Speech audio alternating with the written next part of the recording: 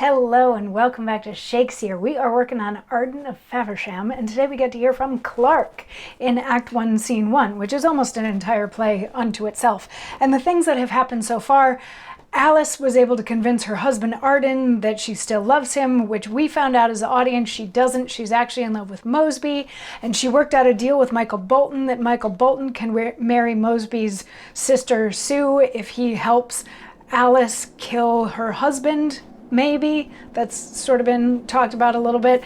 And then Mosby, who's also in love with Alice, did a little bit of like a testing thing to see if she really liked him, which actually kind of made her angry. But then the two of them had a reconciliation and a bit of a chat where Mosby brings up the fact that he knows this painter who can mix some poison into his paint in such a way that anybody that looks at the painting will die. And she's like, that's a terrible idea because more than just Arden will look at this painting.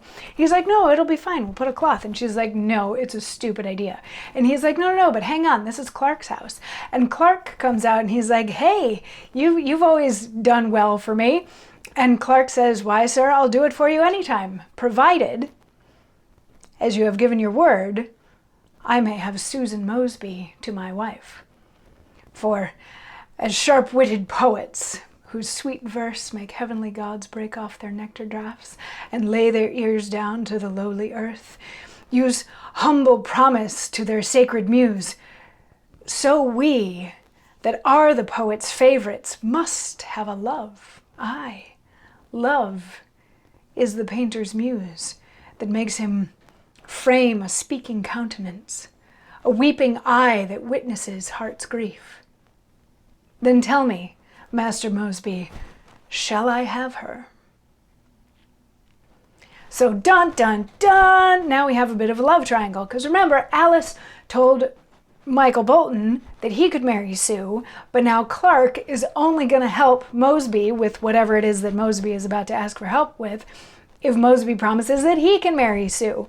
So of course Mosby is like, yes, absolutely. And we know that you're good with poisons, but we don't want the poison painting. It's a very nice little nod to the fight that they just had. He's like, do you maybe have some other kind of poison that we could use? And Clarke is like, yeah, I do. I have one that, like, you can put in food and it works really quick. You die within like an hour. Put it in any drink, in a soup, whatever. And they're like, oh yeah, that's a good idea. And he's like, and here's some right here. Because he's a painter that walks around with poison at the ready. And they're like, okay, this is great. And it's going to work nicely. Fantastic. And like the day after Arden dies, we'll marry you off to Susan. And Clarke is totally fine with the fact that Alice wants to kill her husband Arden because he sees how Alice and Mosby are in love, and he thinks that that's the better thing to do, is to kill the one that you don't love rather than have to live with him and be miserable. So there's maybe some ethical questions about this play. And also supply chain questions with a painter that just happens to have multiple types of poison with him to hand out to people, like super deadly poisons too. So anyway, Clarke goes away, and then Arden comes back.